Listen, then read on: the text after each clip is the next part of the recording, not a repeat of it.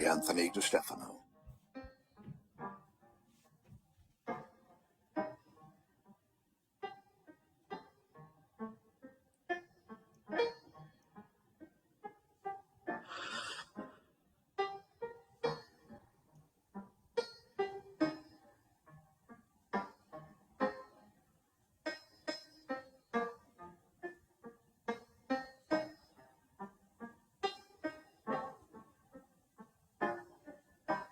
There once was a donkey, young, weak, and small, so weak he could carry nothing at all.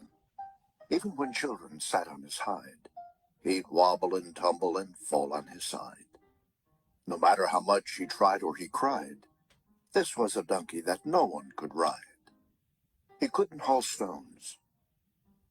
He couldn't dig ditches, or carry rich men with their big bags of riches. He couldn't pull carts with huge bales of hay.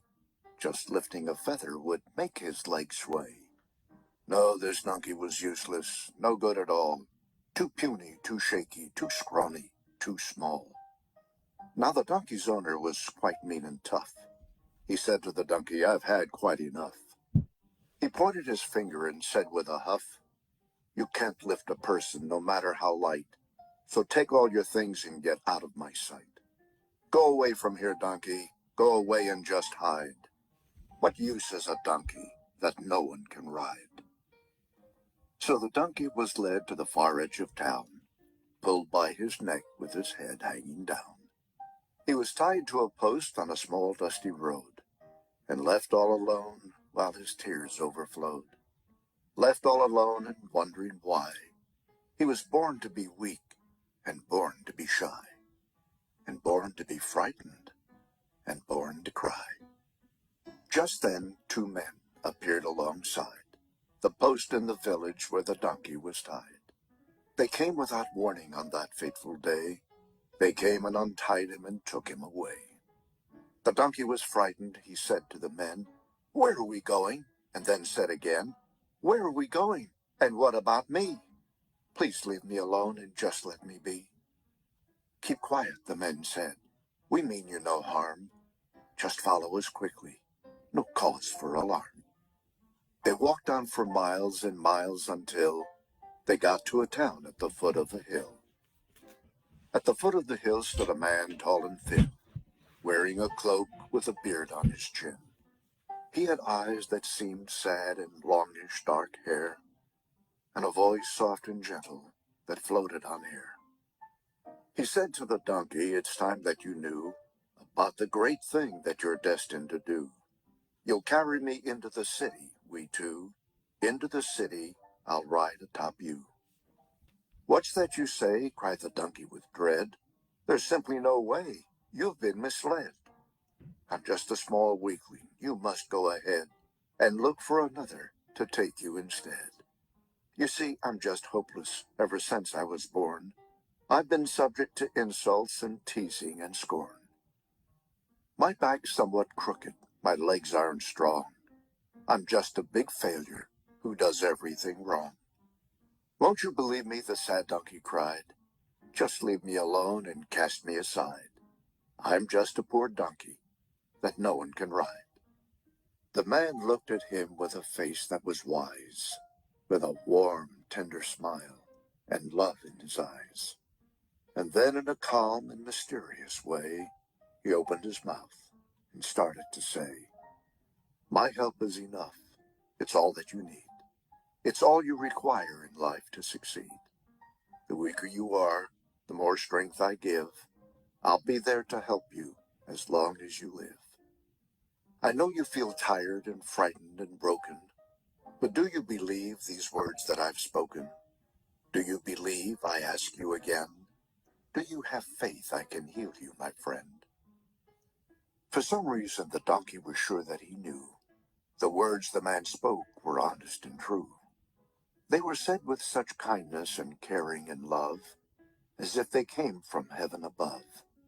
The donkey burst out, "I believe that it's true. I believe," he repeated. "I believe, yes, I do." The man stretched his hand out and closed both his eyes. And then, to the little donkey's surprise, He felt a sensation he couldn't control, from the top of his head right down to his soul. All of a sudden, he realized that now his body was stretching and changing somehow. Most amazing of all, at that very hour, the donkey began to sense he had power. He didn't feel small or weak any longer.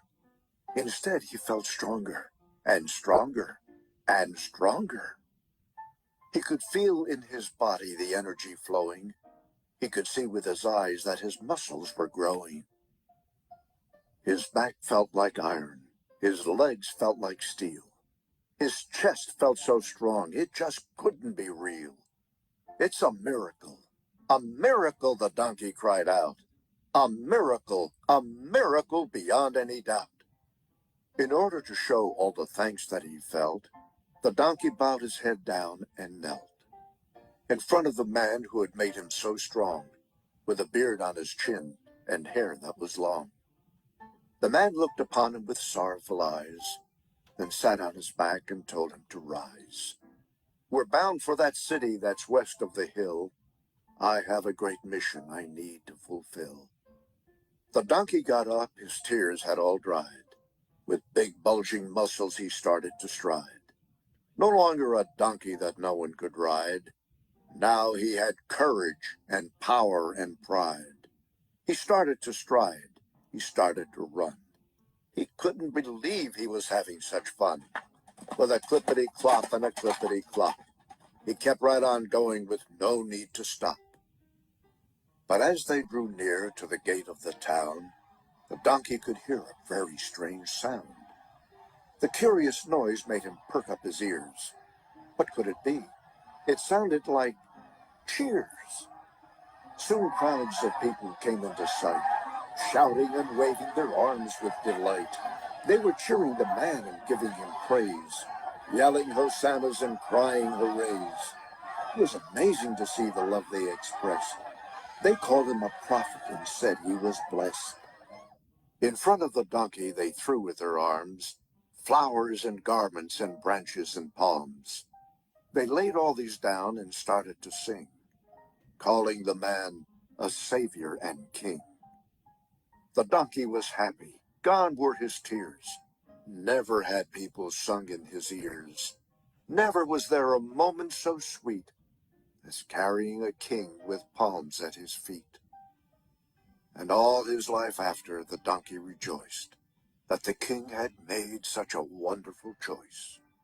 To help with the greatest mission of all, the king used a donkey, young, weak, and small.